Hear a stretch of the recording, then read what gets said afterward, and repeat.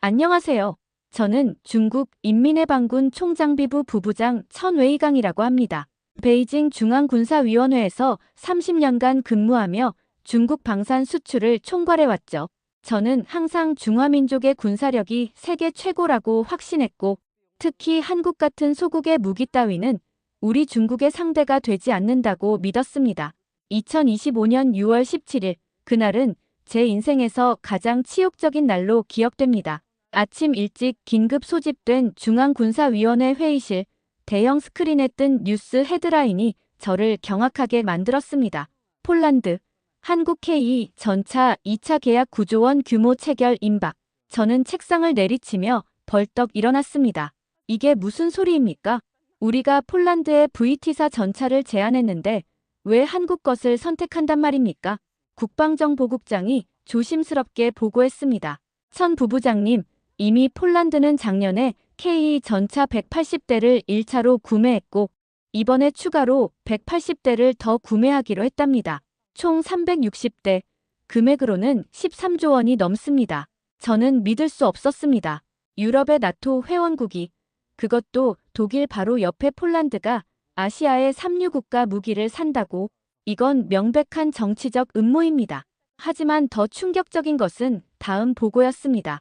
폴란드는 미국의 에이브람스 전차와 독일의 레오파르트 2 전차를 제치고 K2를 선택했습니다. 게다가 2차 계약에는 현지 생산과 기술 이전까지 포함되어 있습니다. 저는 즉시 폴란드 주재 중국 무관에게 전화를 걸었습니다. 도대체 어떻게 된 일이오? 우리가 더 싸게 제안했는데 왜 한국을 선택했소?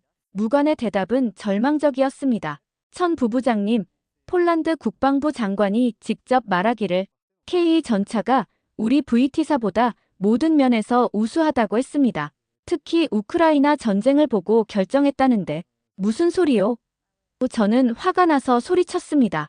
러시아 전차들이 우크라이나에서 자벨린 미사일 한 발에 포탑이 날아가는 것을 보고 폴란드는 생존성이 높은 전차를 원했답니다.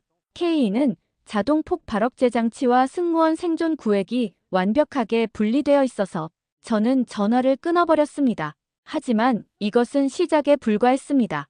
일주일 후 저는 브뤼셀에서 열리는 나토 방산 전시회에 참석하게 되었습니다.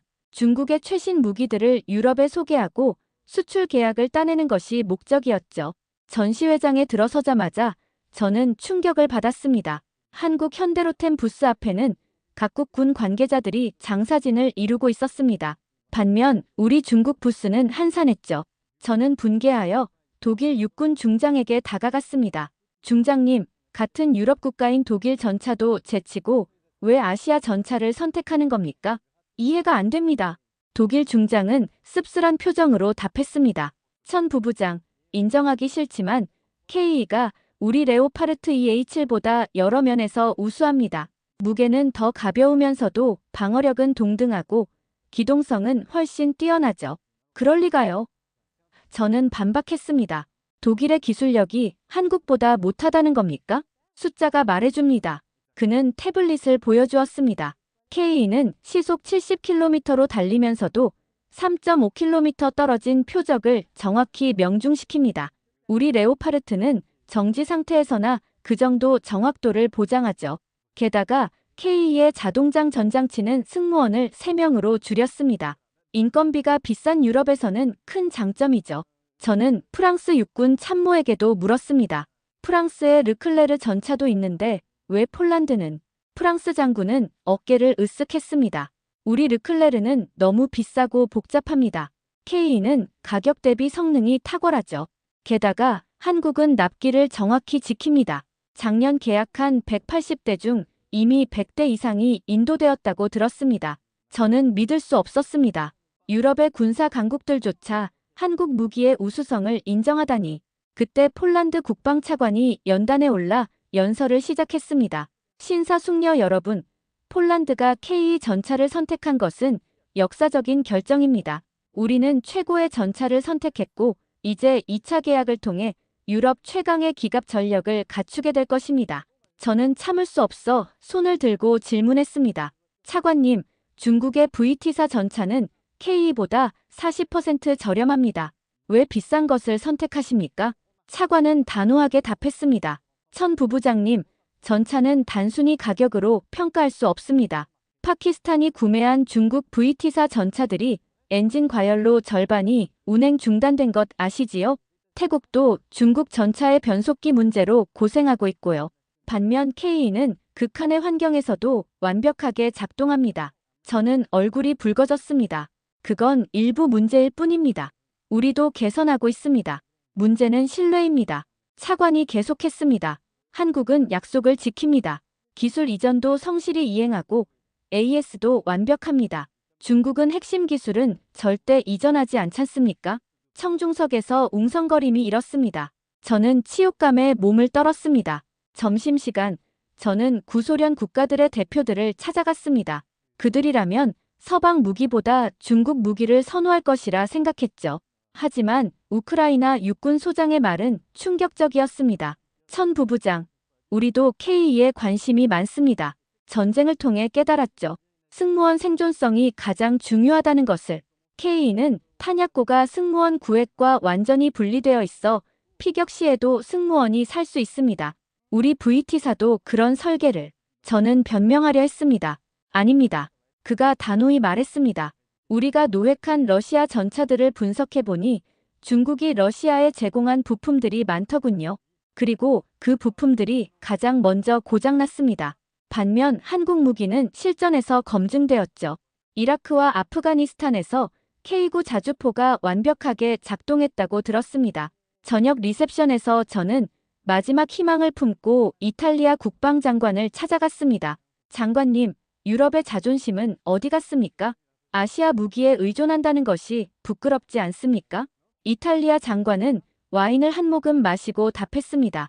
부끄러움보다 실리가 중요합니다. 한국의 K9 자주포는 이미 노르웨이, 핀란드, 에스토니아, 터키, 인도, 호주가 선택했습니다. 이탈리아도 검토 중이고요. 왜냐고요? 성능이 뛰어나고 가격이 합리적이기 때문입니다. 하지만 중국 무기는 저는 필사적으로 말했습니다. 솔직히 말씀드리죠. 장관이 제 말을 끊었습니다. 나이지리아에 수출한 중국 자주포가 첫 사격에서 포신이 폭발한 사건 기억하시죠? 그런 일이 유럽에서 일어나면 정치적 자살입니다. 우리는 검증된 무기가 필요합니다. 다음 날 저는 K 전차 시연회에 참석했습니다. 자존심은 상했지만 직접 봐야겠다고 생각했죠. 벨기에 근교의 시험장에서 K 전차는 놀라운 성능을 보여주었습니다. 진흙탕을 시속 60km로 질주하면서도 3km 떨어진 표적을 연속으로 명중시켰습니다. 특히 인상적인 것은 자동 표적 추적 시스템이었습니다. 옆에 서 있던 네덜란드 육군 대령이 감탄했습니다. 놀랍군요. 저 정도 정확도라면 우리 레오파르트2도 못 따라갑니다. 저는 억지로 반박했습니다. 하지만 실전 경험이 없지 않습니까?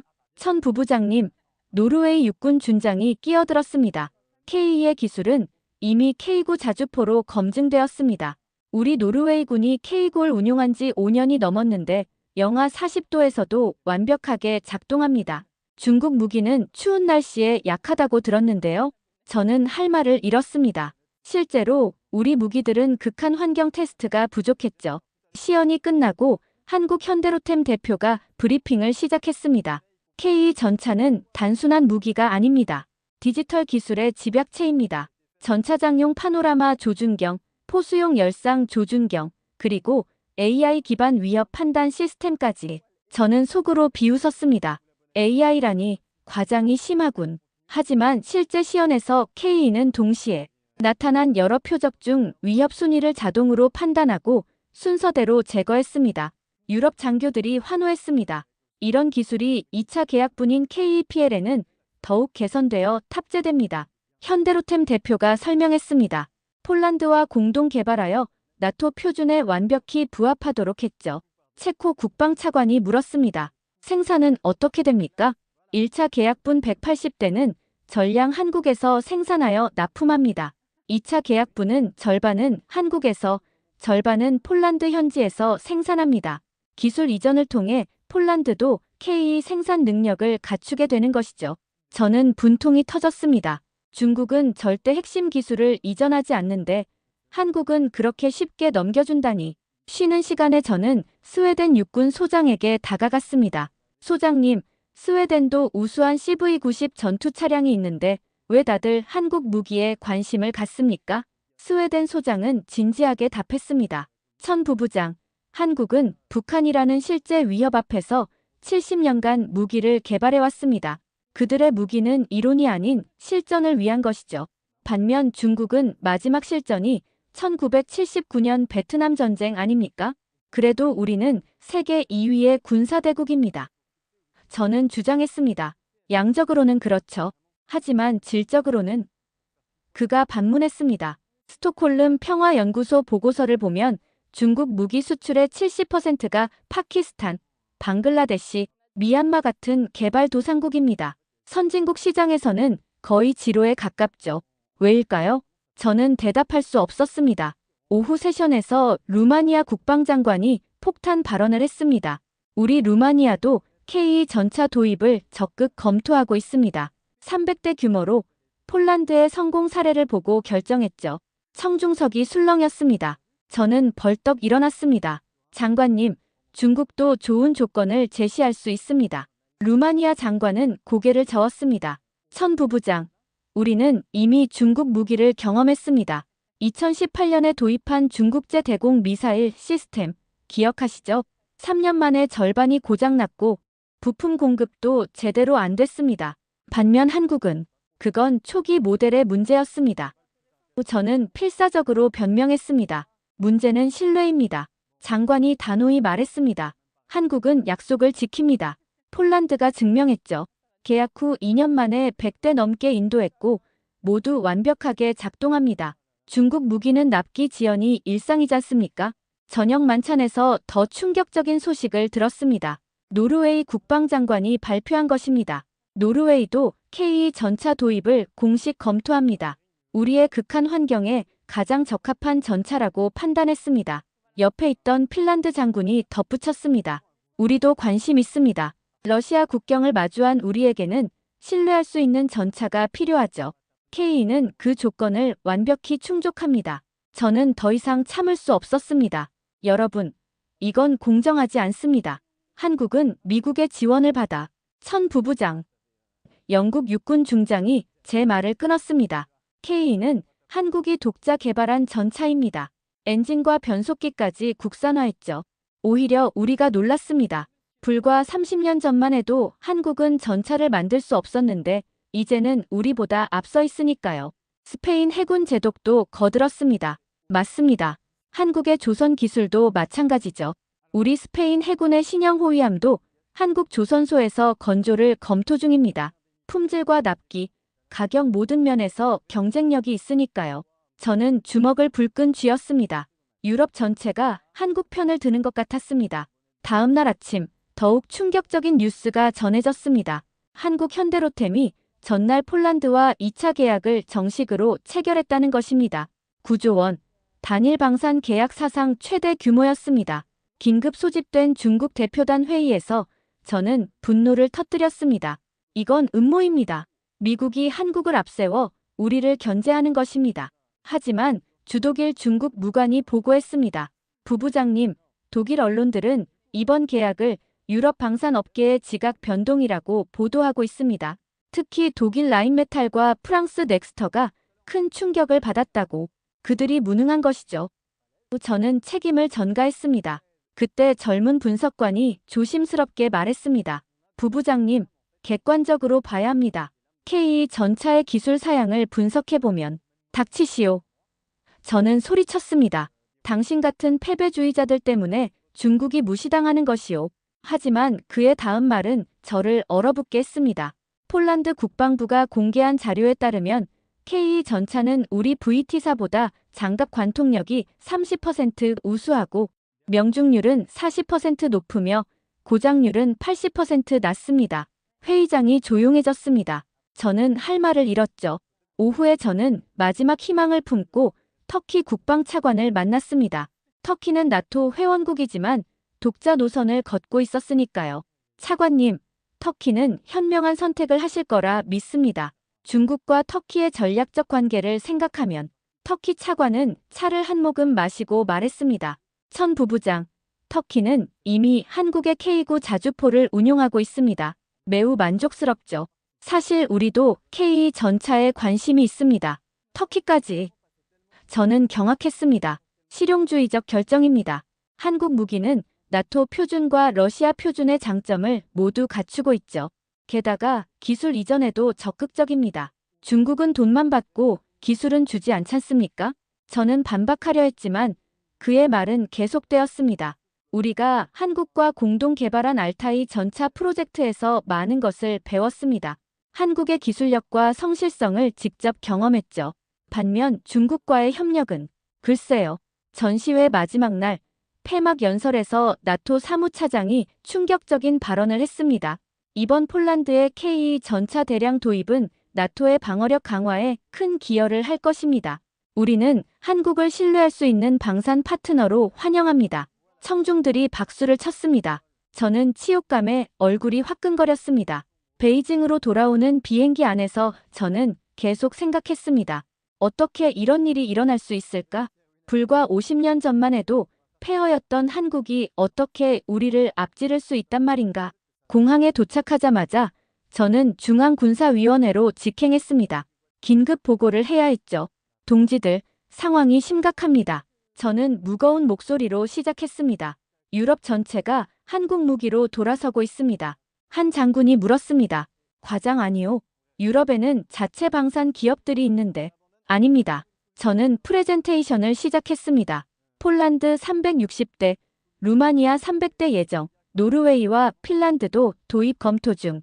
이대로 가면 유럽의 절반이 K 전차를 운용하게 됩니다. 말도 안 돼. 다른 장군이 소리쳤습니다. 우리 전차가 더 싸고 화력도 강한데. 저는 씁쓸하게 웃었습니다. 동지, 문제는 그게 아닙니다. 신뢰성, 정비성, 호환성. 한국이 모든 면에서 앞서고 있습니다. 그럼 어떻게 해야 하오? 주석이 물었습니다. 저는 심호흡을 했습니다. 인정하기 싫지만 우리가 배워야 합니다. 한국이 어떻게 했는지, 왜 성공했는지 분석해야 합니다. 회의장이 술렁거렸습니다. 누군가 소리쳤습니다. 천 부부장, 당신 정신이 나갔소? 한국에게 배우자고. 그럼 계속 이렇게 밀릴 것입니까? 저는 반문했습니다. 파키스탄, 방글라데시, 미얀마 이런 나라들에만 무기를 팔면서 군사대국이라고 자위할 것입니까? 격렬한 논쟁이 이어졌습니다. 하지만 결론은 나지 않았죠. 자존심이 현실을 인정하지 못하게 했습니다. 며칠 후 더 충격적인 소식이 전해졌습니다. 호주도 K 전차 도입을 검토한다는 것이었습니다. 이제는 유럽을 넘어 오세아니아까지. 저는 다시 한번 분석 보고서를 작성했습니다. 하지만 이번에는 좀 달랐습니다.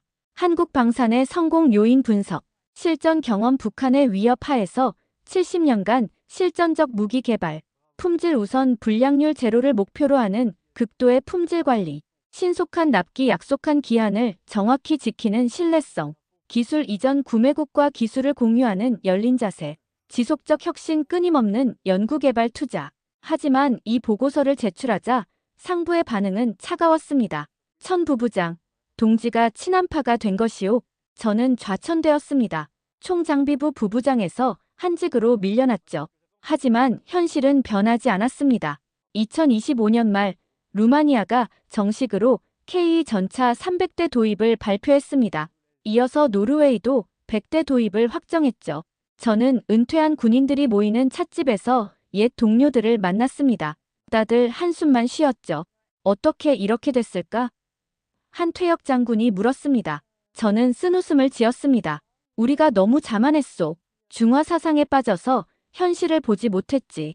그래도 우리는 양적으로는. 또 다른 이가 말했습니다. 양이 뭔 소용이오? 제가 끼어들었습니다. 팔리지 않는 무기를 아무리 많이 만들어봐야 한국은 수출로 돈을 벌어 더 좋은 무기를 개발하고 우리는 재고만 쌓이고 있어. 2026년 초 폴란드에서 K 전차 실전 훈련 영상이 공개되었습니다. 유럽 언론들은 게임 체인저라고 극찬했죠. 저는 그 영상을 보며 인정할 수밖에 없었습니다. K는 정말 뛰어난 전차였습니다. 우리 VT사와는 차원이 달랐죠. 그러던 어느 날 저는 뜻밖의 전화를 받았습니다. 중앙군사위원회에서 다시 저를 부른 것입니다. 천동지, 당신이 옳았소. 주석이 말했습니다. 이제 우리도 변해야 할 때요. 한국을 벤치마킹해서라도 우리 방산을 혁신해야 하오. 저는 감격했습니다. 늦었지만 이제라도 인정한 것이죠. 하지만 시장은 기다려주지 않았습니다. 2026년 중반 사우디아라비아마저 KE 전차에 관심을 보였습니다. 중동의 부국들도 이제 한국 무기를 선택하기 시작한 것입니다. 저는 새로운 임무를 받았습니다. 중국 방산혁신 TF 팀장이었죠. 첫 회의에서 저는 솔직하게 말했습니다. 동지들, 자존심은 버립시다. 한국이 우리보다 앞선 것은 사실입니다. 인정하고 배워야 합니다. 젊은 엔지니어들은 동의했지만 나이 든 간부들은 여전히 저항했습니다. 중화민족이 한국에게 배운다는 것은 그런 자존심이 우리를 망쳤습니다.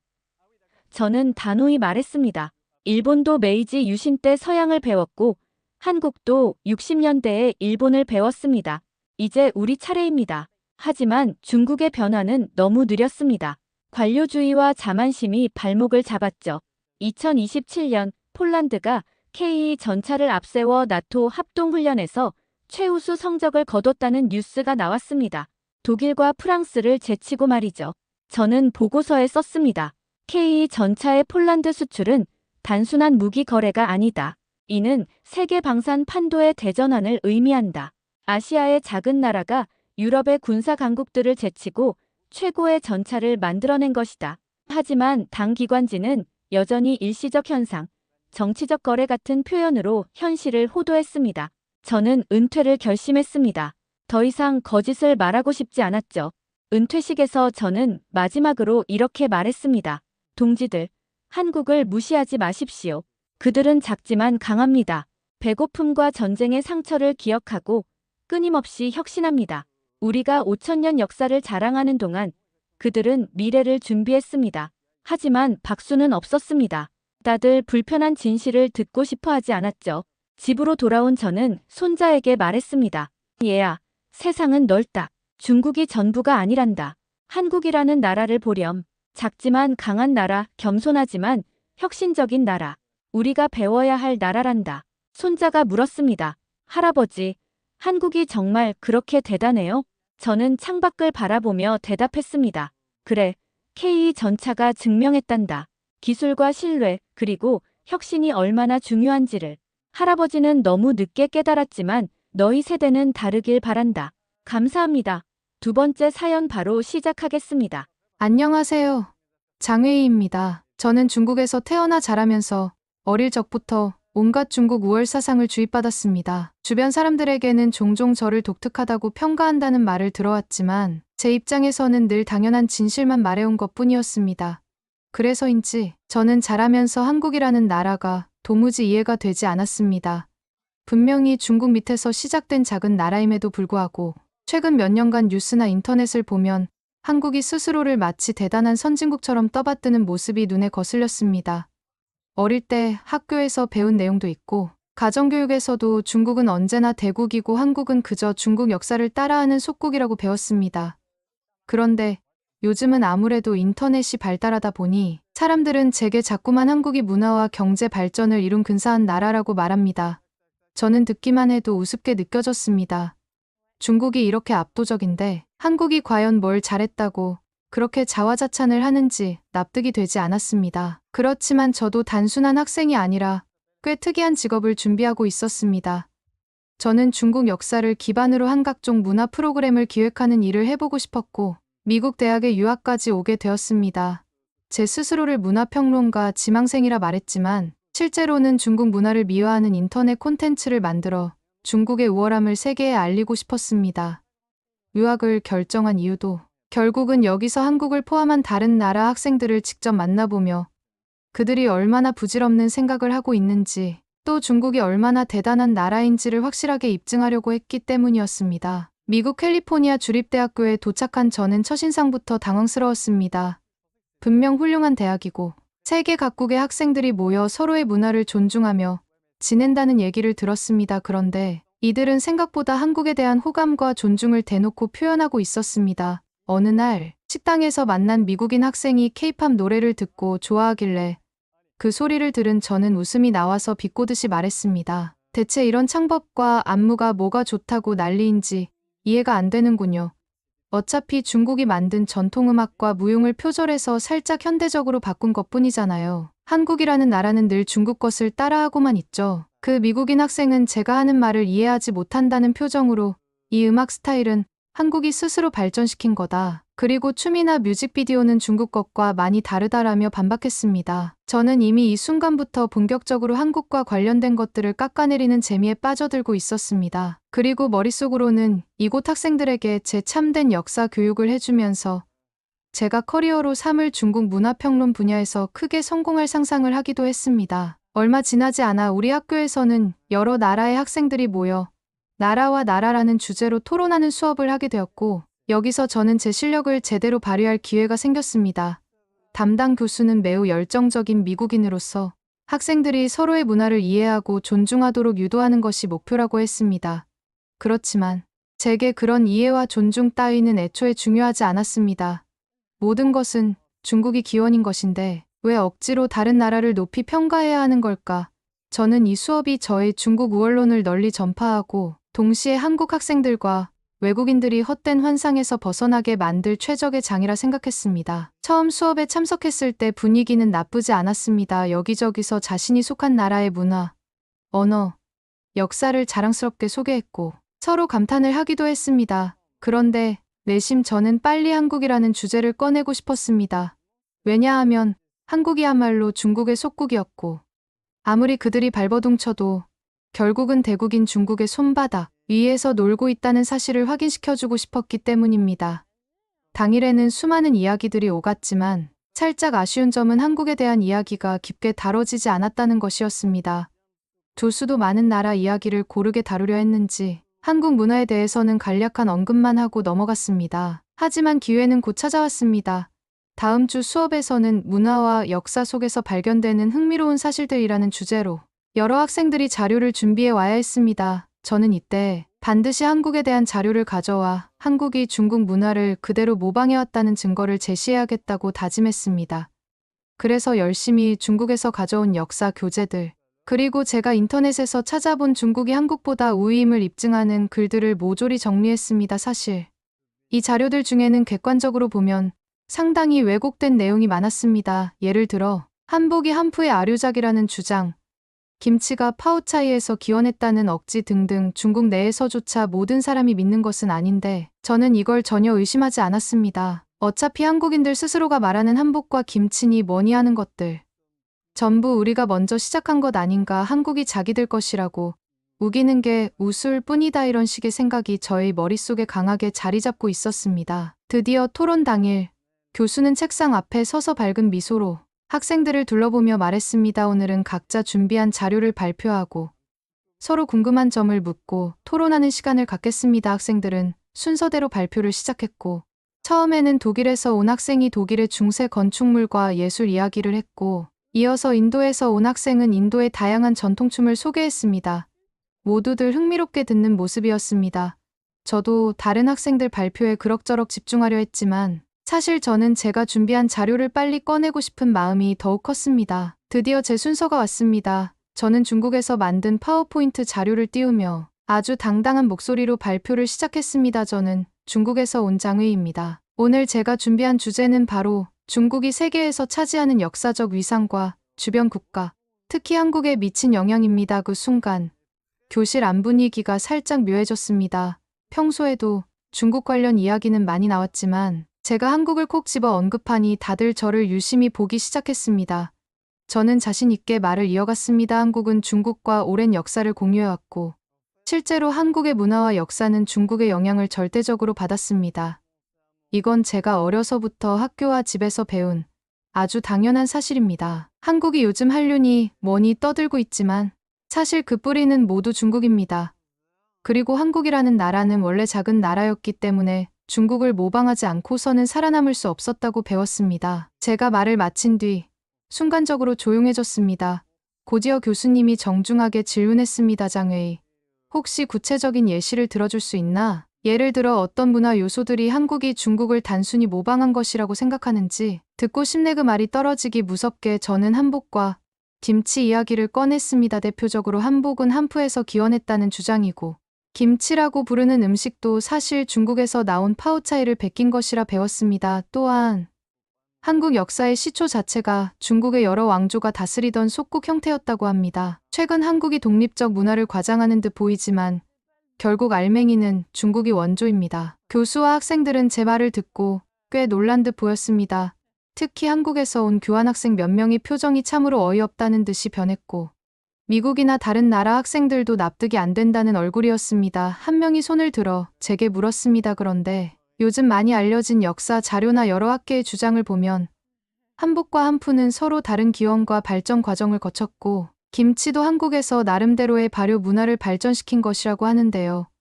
게다가 한국이 독자적인 역사 왕조를 이루고 발전한 기록이 많은데 장웨이 씨가 말하는 자료는 좀 편향적인 것 같아요. 저는 그 학생에게 즉시 반박했습니다. 당신은 중국에서 발행된 권위 있는 서적들을 읽어보지 않았으니 그런 잘못된 주장을 하는 겁니다.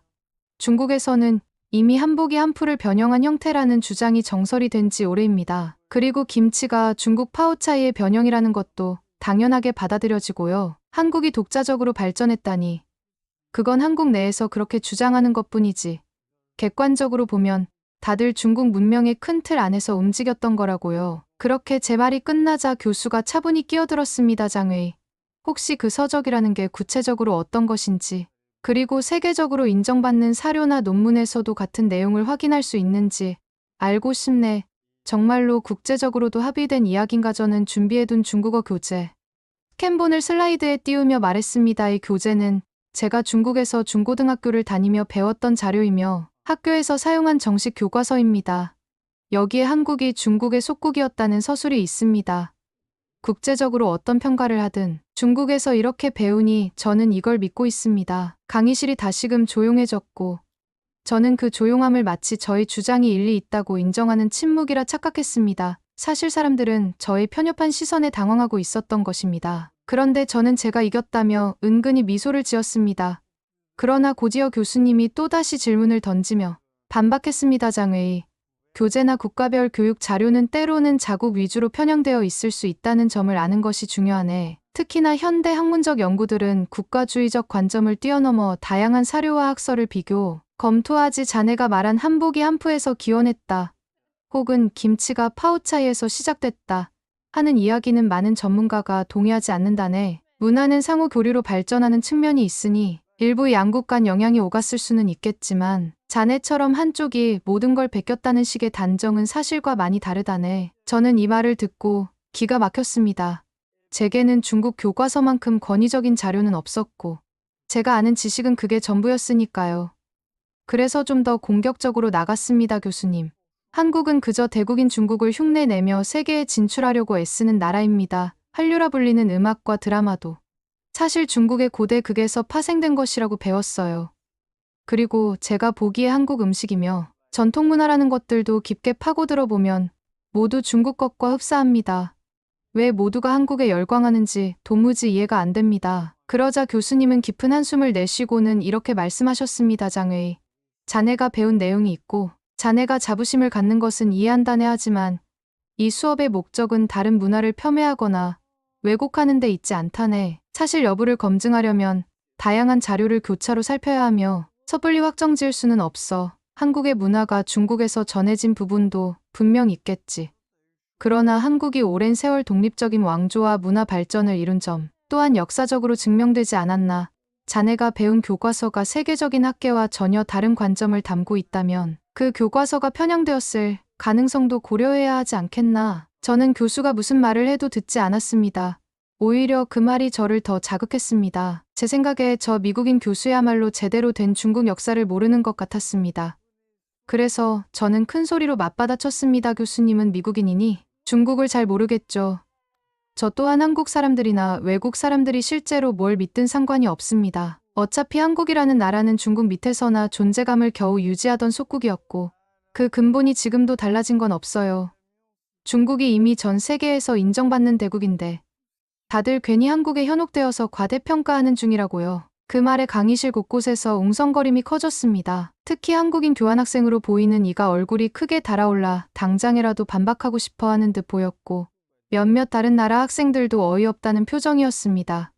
그런데 교수님은 크게 화내지 않고 담담하게 노트북을 조작해 강의실 스크린에 뉴스를 하나 띄웠습니다. 뉴스에는 최근 중국 내에서 한국 드라마의 의상과 연출 기법을 대놓고 베끼는 사례, K-팝 스타일을 그대로 복사해 만든 중국 아이돌 그룹의 이야기가 소개되어 있었습니다. 또 어떤 프로그램에서는 중국 유명 예능이 한국 프로그램 포맷을 무단으로 가져다 쓰는 내용도 보였습니다. 교수는 이것을 보여주며 차근차근 말했습니다. 장웨이, 자네 말대로 중국이 대국이라면 왜 한국 문화를 모방하는 예가 이렇게까지 많을까?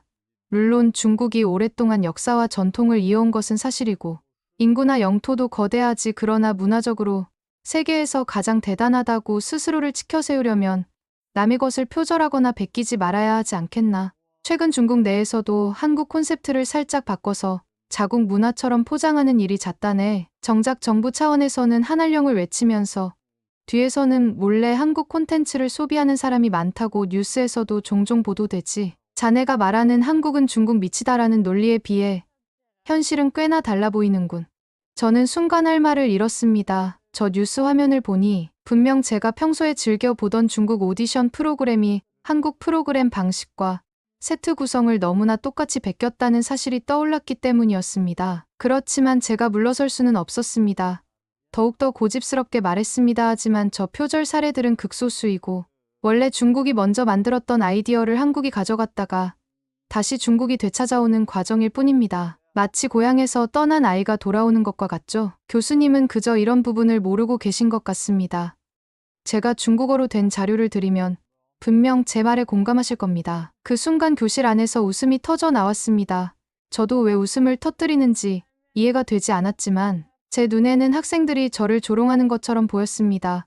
교수는 살짝 아연실색한 표정을 지으면서도 웃음을 참으려 애쓰는 듯 보였습니다. 그리고 마침내 교수는 마지막 일침을 날렸습니다. 장웨이, 자네가 말하는 그 고향이 정말 중국에서 출발한 것인지 아니면 한국에서 독자적으로 발전한 문화인지는 제대로 된 연구가 필요한 부분이라네. 그런데도 자네는 무조건 중국이 원조라는 결론을 내려놓고 모든 반박을 외면하고 있지 않나. 자네가 원하는 건 토론이 아니라 일방적인 선전처럼 보이는데 토론 수업에 맞지 않는 태도라고 생각하지 않나. 그리고 교수는 이어서 더 강한 톤으로 말했습니다. 중국을 대국이라고 말하기엔 아직 세계가 느끼는 면이 많다네. 땅은 넓고 인구는 많을 수 있어 하지만 진정한 대국이라면 다른 나라들에 좋은 영향력을 주고 서로 교류하고 존중하는 모습을 보여야 하지 않겠나. 요즘 뉴스를 보면 오히려 부정적인 사건들이 많아 보이는데 그런 면에서는 대국이라 말하기 곤란하겠지. 한국은 자신의 문화로 세계인의 이목을 집중시키고 있고 여러 지표나 자료에서 한국 문화산업이 국제사회에 미치는 긍정적인 영향이 크다는 평가를 받고 있네. 자네가 한국을 속국이라 부르기엔 정작 한국이 여러 면에서 앞서 있고 자국 문화를 제대로 수출해내고 있는 걸 보면 모순이 아닐 수 없구먼. 이 말에 저는 얼굴이 뜨거워졌습니다. 제 뒤쪽에서 학생들이 맞아 이게 현실이지라며 수군거렸고 한국인 학생들은 묘하게 안도 섞인 표정으로 고개를 끄덕였습니다. 저는 수치심에 얼굴이 새빨개졌지만 그래도 한국이 중국 것을 베끼고 있다는 생각은 여전히 굳게 붙들고 있었습니다. 그래서 다시 한번 억지를 부렸습니다. 아직도 그건 중국을 제대로 이해하지 못한 외국인들의 착각이라고 생각합니다. 한국이 어떤 유튜브 채널이나 언론에서 성장했다고는 해도 다 중국의 고대 문화에서 갈라져 나온 가지일 뿐입니다.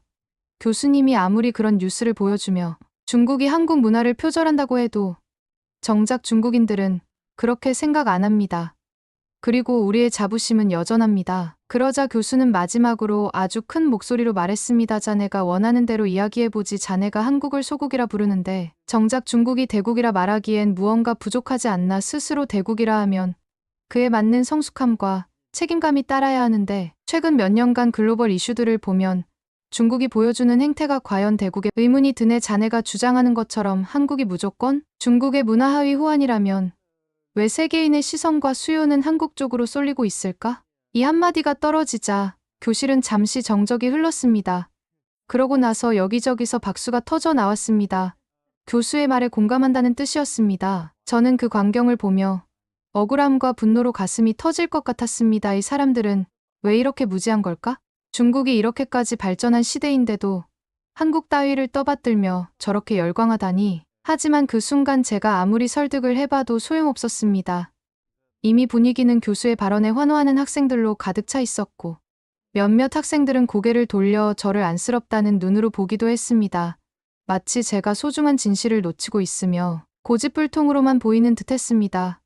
그러나 저는 물러서지 않았습니다. 괜히 손을 한번 휘저으며 말했습니다. 아무리 떠들어봤자 진실은 변하지 않습니다. 한국은 원래 중국의 문화적 종속 상태였고, 한복이며 김치며 모든 문화 아이템이 중국에서 왔다는 사실을 부정할 수 없어요. 애초에 중국이 없었다면 한국이라는 나라도 존재하지 않았을 겁니다. 대국인 중국이 있으니 소국 한국이 따라오는 거죠.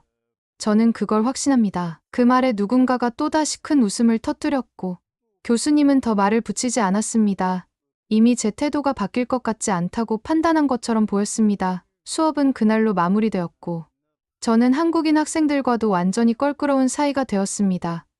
그들은 제게 중국에서 온 어떤 특정 학생 정도로만 여기며 직접 말도 잘 걸지 않았습니다. 하지만 저는 그게 전혀 불편하지 않았습니다.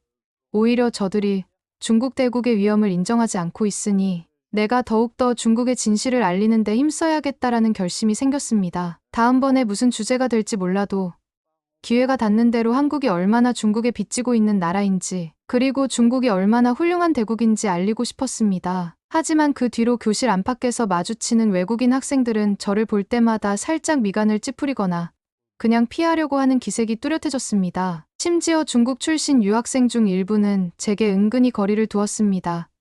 그들은 저처럼 극단적인 중국 우월론을 펼치지 않았고, 오히려 한국도 훌륭한 문화를 가졌다라며 균형 잡힌 시각을 갖고 있었습니다. 저는 속으로 이들은 중국인답지 않다, 어쩌다 중국인들마저도 한국을 존중하는 말 같은 걸 하는 거지라며 답답해했습니다. 그런 날들이 이어지던 중 학교 행정실에서 여러 나라 학생들이 참여하는 문화축제 이벤트를 열겠다는 공지가 올라왔습니다. 이 행사는 각국 학생들이 자국 문화를 홍보하고 공연을 펼치는 자리였고, 한국인 학생들도 K-팝 댄스팀을 꾸려 무대를 준비한다는 이야기가 파다했습니다. 일본 학생들은 전통북 공연이나 사무라이 콘셉트를, 태국이나 베트남 학생들은 전통춤과 요리를 선보인다고 들었습니다. 당연히 중국도 참여 의사를 밝혔고, 굉장히 화려한 전통 무대 의상과 춤을 보여줄 예정이었습니다. 저는 이 행사가 또 하나의 기회라고 생각했습니다. 그래, 이번에야말로 한국 무대가 얼마나 중국 문화를 훔쳐 만든 것인지 직접 비교하면 다들 알게 되겠지라는 마음이 들었습니다. 마침 저는 문화평론가 지망생이라는 직업 목표를 내세우며 중국팀 기획에 적극적으로 참여했습니다. 중국 무용 전공자들과 함께 멋진 한풀을 입고 무대를 준비했으며 전통 음악을 현대화한 곡도 섭외했습니다. 드디어 축제 당일, 전 세계 학생들이 모인 캠퍼스 마당은 축제 분위기로 가득했습니다. 첫 타자로 태국, 베트남 등이 나와 다채로운 춤과 노래를 펼쳤고, 모두가 환호와 박수를 보냈습니다. 일본의 북 공연도 장관이었습니다. 그리고 이어진 중국팀의 무대 역시 뜨거운 관심을 받았습니다. 화려한 의상과 커다란 소품들을 사용해 웅장한 느낌을 주었고, 중국 학생들은 전통춤을 잘 소화해냈습니다. 저는 무대 뒤에서 그 광경을 지켜보며 제 생각을 더욱 확신했습니다. 봐라, 이 정도로 화려하고 규모가 크니 당연히 대국의 기상이 느껴질 수밖에 없지. 그리고 이 중 누군가는 우리는 한프 의상을 봐도 알 수 있듯이 다른 나라 전통 의상보다 훨씬 우아하고 역사가 깊다고 라며 해설을 곁들였습니다. 그리고 마침내 한국팀 차례가 되었습니다. 솔직히 저는 속으로 비웃고 있었습니다. 뭐, 얼마나 대단한 무대를 준비했을까? 어차피 K-팝 춤이니 드라마 패러디니 하는 거겠지. 중국 무대와 비교조차 안 될 것이다 하고 생각했습니다. 그런데 한국팀이 무대로 오르자 오히려 무대 장치는 단출했습니다. 큰 세트도 없고 소품도 그리 화려하지 않았습니다. 그런데 무용복은 현대적으로 각색된 한복 스타일이었고, 음악은 한국 전통 장단과 현대 힙합 비트를 섞어 만든 독특한 곡이었습니다.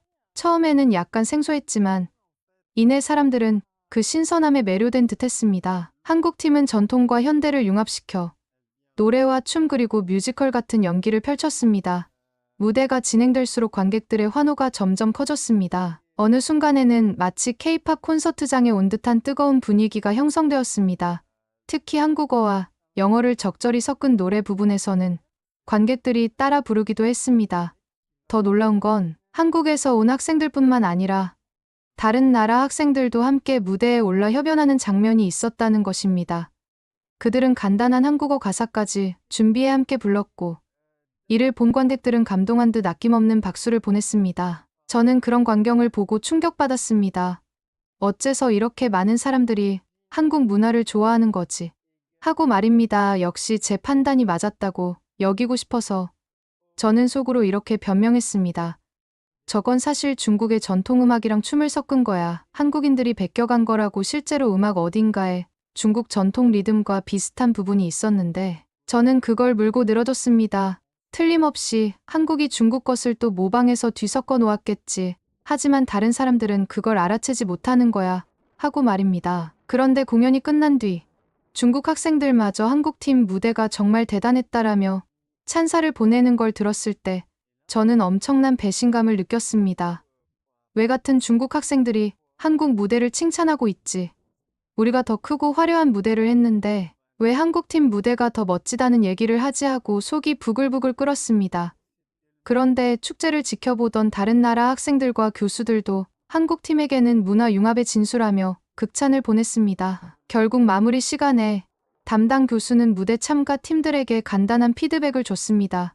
중국 팀에게는 아주 전통미가 돋보이고 규모도 커서 좋았다 하지만 조금은 일방적인 퍼레이드 느낌이었다라며 아쉬움을 조심스레 언급했습니다. 반면 한국팀에는 역사를 현대적으로 재해석하고 다른 나라 학생들과 협연하여 진정한 융합 문화를 보여줬다라며 찬사를 보냈습니다. 저는 그때부터 교수의 말에 불만이 가득했습니다. 역시나 이 교수는 편향되어 있어 한국 편만 드는구나라며 저는 의도적으로 목소리를 높여 대꾸했습니다. 교수님, 한국팀 무대가 아무리 융합을 했다 해도 결국 근본은 중국의 영향을 빼놓을 수 없는 거 아닙니까? 한복도 한푸와 구분이 잘 안 될 정도로 비슷하고 음악 역시 중국의 전통적인 음계를 변형한 걸로 들렸어요. 왜 다들 이걸 한국만의 독창성이라고 착각하죠? 그러자 주변에 서 있던 다른 중국인 유학생 중 한 명이 저에게 작게 속삭이듯 말했습니다. 장웨이, 한국 한복은 실루엣과 디자인 면에서 한푸와 큰 차이가 있어. 그리고 한국 고유의 전통음악 체계가 있지 않아. 그걸 무조건 중국 것이라고 하기엔 무리가 많아. 우리도 너무 극단적으로 말하진 말자. 저는 그 말을 듣고는 냉소적으로 비웃었습니다. 너야말로 중국인답지 않군. 중국 문화의 위대함을 인정하지 않는 거야. 그 학생은 저를 이해할 수 없다는 표정으로 돌아섰습니다. 주위에서는 두세 명 정도가 제가 하는 말을 듣고 비웃었고 저는 점점 분노가 치밀었습니다. 대체 왜 내 말이 통하지 않는 거지? 어떻게 모두가 이렇게 어리석을 수가 있을까? 저는 또다시 왜곡된 우월감에 사로잡혀 모두를 무시했습니다. 며칠 후 앞서 말한 토론 수업에서 다시금 문화재와 지식재산권이라는 주제로 이야기가 오갔습니다. 여기서 또다시 한국 이야기가 자연스레 언급되었습니다. 한 학생이 한국의 전통문화 보존과 한복의 세계화 노력에 대해 사례를 제시했는데 저는 물론 참지 않고 끼어들었습니다. 그렇게 한복을 자꾸 세계에 알리려는 것도 결국 중국 한푸의 아류작인 주제에 무슨 자신감으로 국제사회를 도는지 이해가 안 갑니다.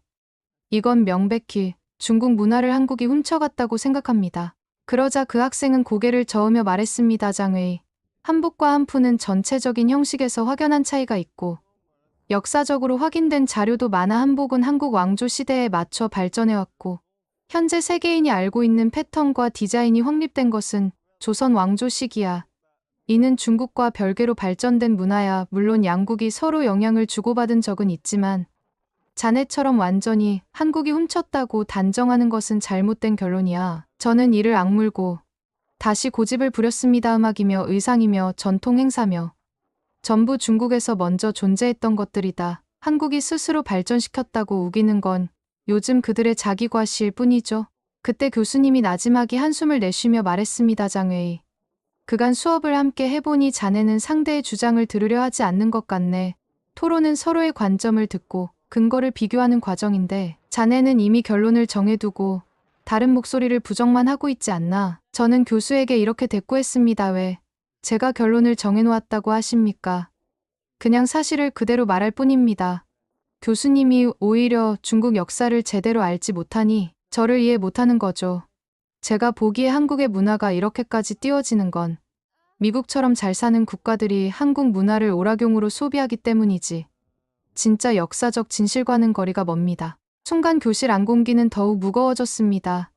이번에는 교수님이 노골적으로 짜증난 표정을 지으며 입을 열었습니다. 그렇다면 자네는 대체 무슨 역사적 진실을 근거로 들 수 있는가? 지금까지 제시한 건 중국 국내 교재와 인터넷 커뮤니티 글 정도 아니었나?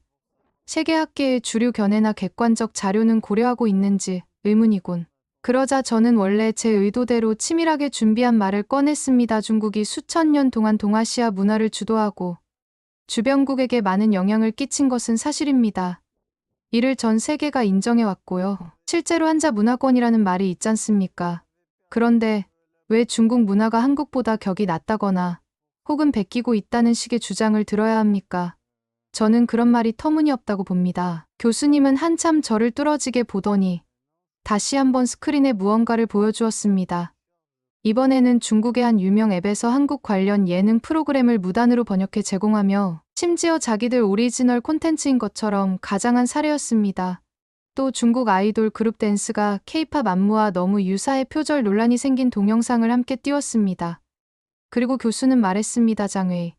당장 최근 사례만 살펴봐도 중국 내에서 한국 콘텐츠를 무단으로 가져다 쓰거나 거의 똑같이 베끼는 일이 많다네. 물론 한국이 중국 문화를 전혀 참조하지 않았다고 할 수는 없지만 현재 국제사회가 주목하는 사례들은 대부분 중국이 한국 문화를 표절한다는 방향으로 비판이 쏟아지고 있어. 자네 말대로 대국이라면 이렇게 표절 논란이 큰 문제가 될 이유가 없지 않겠나. 자기들만의 길을 당당히 가면 되잖나. 이 말이 떨어지자 교실 곳곳에서 다들 고개를 끄덕이며 교수에게 동의했습니다. 저는 온몸에 열이 올라 얼굴이 새빨개졌습니다. 하지만 변명하고 싶었습니다. 그런 사소한 사례만 부각해서 마치 중국 전체가 한국 문화를 표절하는 것처럼 몰아가는 건 옳지 않습니다. 역으로 한국이 중국 것을 훔쳐간 경우는 왜 말하지 않나요? 교수님이 정색하며 답했습니다. 그럼 자네가 구체적으로 말해주게. 어떤 사례가 있는지. 그리고 그게 실제로 세계적으로 인정된 건지. 자네가 계속 말하는 한국이 중국 문화를 훔쳐갔다는 근거가 뭔가. 저는 우물쭈물하며 결국 딱히 내세울 만한 자료는 없었고 중국 교과서 일부 내용과 중국 내 인터넷에서 떠도는 주장 정도밖에 될 게 없었습니다. 근거가 약하다는 사실을 저도 어렴풋이 느꼈지만 자존심 때문에 절대로 물러설 수 없었습니다. 교수님은 중국인이 아니니까 모를 거고 어차피 미국이나 서방 국가들은 한국 편을 들죠. 요즘 문화적 트렌드가 그렇게 흐르고 있으니까요. 하지만 저는 진실을 압니다. 한국의 모든 문화는 중국에서 비롯된 것입니다. 교수님은 헛웃음을 짓듯 고개를 절레절레 흔들었습니다. 그리고 강한 어조로 최종 발언을 하셨습니다. 자네가 그렇게 주장한다면 더 이상 대화가 될 것 같지 않군. 자네가 원하는 대로 중국을 대국이라 칭해줄 수 있네.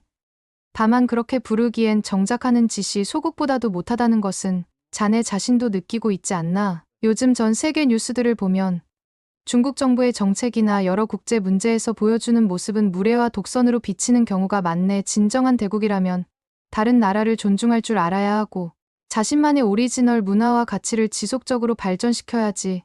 다른 나라는 전부 우리 것을 훔쳐갔다며 억지 부리거나 우리가 무조건 원조다 식으로 떠드는 건 오히려 자기가 가진 가치를 스스로 깎아먹는 결과를 낳는다네. 자네가 한국을 폄하하는 발언을 하고 한복이나 김치를 중국 것이라고 주장해봤자 결국에는 스스로 무지함을 드러내는 꼴밖에 되지 않는 거야. 교수의 이 마지막 말에 한국인 학생들을 비롯해 교실 안 여러 외국 학생들이 우레같은 박수를 쳤습니다. 저는 그 소리를 들으며 숨이 막히는 기분이었습니다. 그들은 제게 시선을 고정한 채 당신이 틀렸다라는 눈빛을 보내고 있었습니다. 저는 억울함과 수치심에 몸이 떨렸지만 끝까지 제 주장을 굽히지 않았습니다. 속으로는 너희들이 다 틀린 거야. 중국이 얼마나 위대한 나라인데 이렇게 무지해서야라고 되뇌었습니다. 결국 저는 더 할 말이 없어 입을 다물었고 수업은 그렇게 마무리되었습니다. 그 일이 있고 난 뒤부터 학교 내 분위기는 제게 더욱 차가워졌습니다. 저를 찾는 이도 없고 그냥 다들 저를 피했습니다. 차라리 한국인 학생들은 저와 대화를 시도라도 하려 했지만 저는 그들 눈빛이 불쾌해서 딱히 반응해주지 않았습니다. 이미 저는 한국은 속국이라는 확고한 관념을 가진 사람이었고 달리 말할 생각이 없었습니다. 제가 굳이 사과하거나 제 의견을 철회할 이유도 느끼지 못했습니다. 하지만 속으로는 살짝 억울했습니다. 왜 미국 교수는 한국 문화를 그렇게 높게 평가하며 내가 말하는 중국 우월론을 대놓고 무시하는 걸까? 대체 뭐가 문제일까? 어째서 이들은 중국이 최고의 문화 국가라는 걸 받아들이지 못할까? 저는 이 의문을 품은 채 여전히 중국의 교과서와 인터넷 자료만 뒤적였습니다. 제가 보고 싶은 내용만 찾아보면서 역시나 내가 옳다며 자기 확신을 이어갔습니다. 그러다 어느 날 그 수업에서 교수님이 저를 불러 세우더니 마지막으로 한마디를 건넸습니다. 장웨이. 자네가 중국에 대한 자부심이 큰 건 존중한다네. 하지만 미래의 문화평론가나 콘텐츠 기획자로 성장하고 싶다면 더 넓은 시야가 필요해. 무조건 본인이 배운 교재만을 절대적 진리로 믿기보다는 실제 해외 학계나 역사 자료를 비교해보게. 그리고 무엇보다 다른 나라를 존중하지 않으면 자네가 원하는 중국 문화의 위대함을 전 세계에 알리기는 어려울 거야. 그 말이 귀에 거슬려서 저는 콧방귀를 뀌며 무시했습니다. 감나라 배 나라 하는군요. 무슨 권리로 날 가르치려 드는지 하고 말입니다. 어차피 그 교수도 그리고 이 학교 학생들도 저와 생각이 다를 뿐 언젠가 세계가 진실을 알게 될 거라고 저는 믿습니다. 한국이 자꾸 한복이며 김치며 케이팝이며 영화, 드라마까지 전 세계를 휩쓸고 있어도 결국 그 뿌리는 중국이라는 것을 언젠가는 사람들이 깨닫겠지요. 아직 세계가 충분히 개발되지 않았을 뿐이라는 게 제 생각입니다. 제가 중국에 돌아가 제대로 된 콘텐츠를 만들면 모든 게 달라질 거라 확신합니다. 교수의 말이 인터넷에 퍼지면서 외국인들이 참교육이라며 호응했다는 소문을 들었지만 저는 개의치 않았습니다. 오히려 그들이 무지한 데서 비롯된 환호라고 여겼습니다. 대국인 중국의 가치를 아직 알지 못하는 어린아이와 같은 상태일 뿐이야라고 스스로 합리화했습니다. 저는 오늘도 제 확고한 신념을 지키고 있습니다. 언젠가 중국이 한국을 비롯한 다른 모든 나라 위에 군림하게 될 순간이 올 거라고 믿습니다. 한국은 그저 저희 눈에 여전히 작은 소국일 뿐이고 모든 면에서 중국에 빚지고 있다고 생각합니다. 미국 교수나 한국인 학생들이 아무리 저를 비웃고 그들이 한국 문화를 치켜세우며 환호를 해도 상관없습니다. 진실은 제가 가지고 있다고 확신합니다. 중국은 대국, 한국은 속국. 전 이 사실을 절대 굽히지 않을 겁니다. 감사합니다.